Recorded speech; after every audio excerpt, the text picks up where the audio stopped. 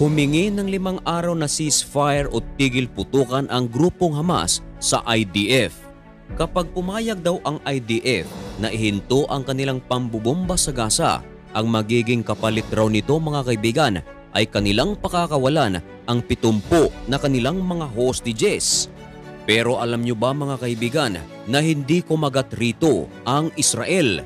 Lalong-lalo na mga kaibigan noong ilabas ng IDF ang video na kung saan kanilang ipinakita ang tunnel na nasa ilalim ng hospital. At ang naturang tunnel mga kaibigan konektado rin sa mga paaralan. Nang pasukin ni Daniel Hagari mga kaibigan ang naturang tunnel sa ilalim ng hospital, alam nyo ba kung ano ang tumambad? Mga kaibigan, napakaraming mga pampasabog ang kanilang nakita sa ilalim ng hospital. Mapapatanong ka na lang kung ano ang ginagawa ng mga pampasabog na iyon sa ilalim ng hospital. Makatarungan siguro kung sa ilalim ng hospital ay makakakita tayo ng sirang mga wheelchair, mga expired na dextrose at mga gamot. Subalit ano ang ginagawa ng mga pampasabog sa ilalim ng hospital? Maliwanag mga kaibigan na talagang kinukutaan ng Hamas ang hospital, maging ang mga paaralan at mga public residences mga kaibigan. Kaya pala kahit na maraming bansa na ang nananawagan sa Israel na magkaroon ng ceasefire laban sa Hamas, hindi ito pinapansin ng Israel sapagkat alam nila na ang Hamas mga kaibigan ay ginagawang pugad ang mga tunnel para dito ay magpubli. At saka talagang napakawais nitong mga Hamas mga kaibigan. Can you imagine? Hospital ang ginawa nilang shield. Malamang ay iniisip ng Hamas na hindi aatakihin ng Israel ang hospital maging ang paaralan sapagkat dito ay maraming mga sibilyan. Subalit ang pagkawais na ito mga kaibigan ay nagpapakita lang na ang grupong itong talaga ay walang pakialam sa sibilyan. Bago umatake ang IDF mga kaibigan sa Gaza, ay nag-announce muna ito sa sibilyan na palikasin papunta sa mga safe na lugar. Maging ang pamunuan ng hospital mga kaibigan ay tinawagan ng IDF upang magkaroon ng forced evacuation para sa kaligtasan ng mga pasyente nito. Subalit tumanggi rito ang hospital. Kahit pa man hindi sinunod ng pamunuan ng hospital ang panawagan ng IDF na lisanin muna ang hospital, ay nagpadala pa rin ang Israel ng fuel nang maubusan na ang hospital.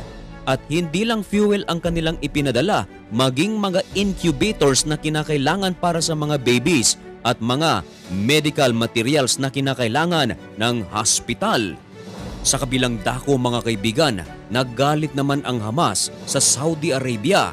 Ito ay dahil sa isang summit na isinagawa sa Saudi, na kung saan ang pag-uusapan sana rito mga kaibigan ay tungkol sa nagaganap na digmaan sa pagitan ng Israel at ng Hamas. At nag-i-expect ang Hamas mga kaibigan na gagawin ng mga Muslim countries ang kanilang dapat gawin para mapahinto ang Israel. Subalit mga kaibigan, ibang-iba ang nangyari. Ganito kasi yan mga kaibigan.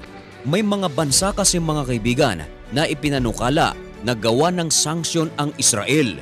At ang sanksyon na ito mga kaibigan ay hindi na raw padadalhan ng fuel ang Israel at ang kanilang diplomatic ties ay puputulin. Pero alam nyo ba mga kaibigan na tinutulan ito ng Saudi Arabia? Naganap na kasi ito noong 1939 mga kaibigan. Subalit ang kasalukuyang Crown Prince ng Saudi Arabia, ayon sa kanya, hindi niya ito gagawin at hindi rin niya puputulin ang kanilang diplomatic ties sa Israel. Bago pa man ang nagawang pag-atake ng Hamas sa Israel noong October 7 mga kaibigan, ay meron palang ginagawang peace treaty ang Israel at Saudi Arabia. Ayon naman sa Iranian President mga kaibigan, nais niya na ipadeklara ang mga army ng Israel na mga terorista at nais din nilang ipaboykot ang mga produktong nagmumula sa Israel. At kabilang sa mga sanctions na kailangan nilang gawin mga kaibigan ay pigilan ang US military na pumasok sa Israel.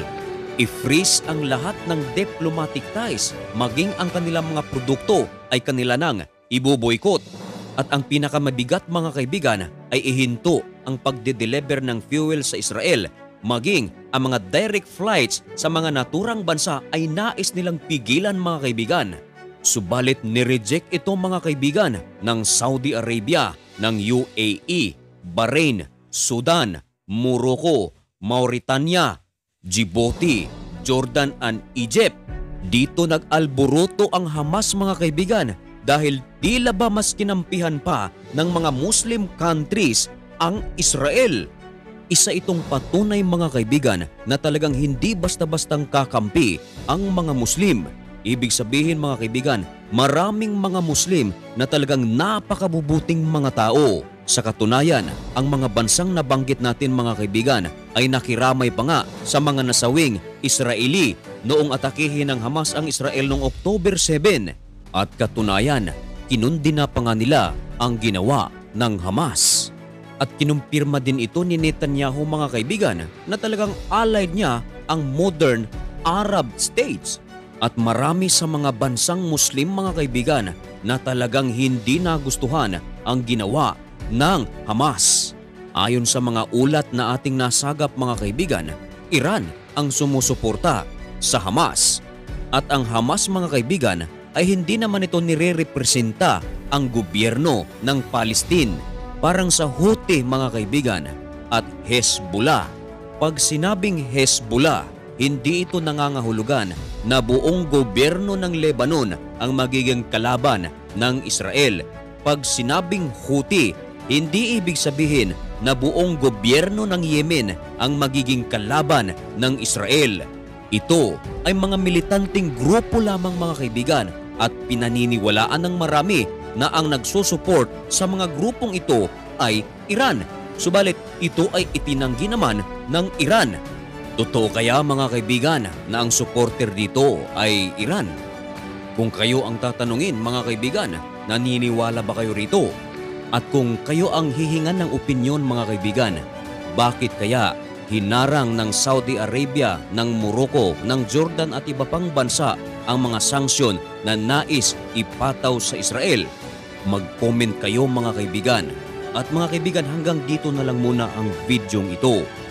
Nais ko munang pasalamatan ang ating mga subscribers. At kapag hindi ka pa nakasubscribe mga kaibigan, baka naman pwedeng makahingi ng kaunting pabor. Pasubscribe naman sa ating mga silent viewers at mga bashers. Dahil sa inyong panunood ay ating naipapatuloy ang ating feeding program dito sa aming lugar. Mga kabataan, ang inyong napapangiti mga kaibigan.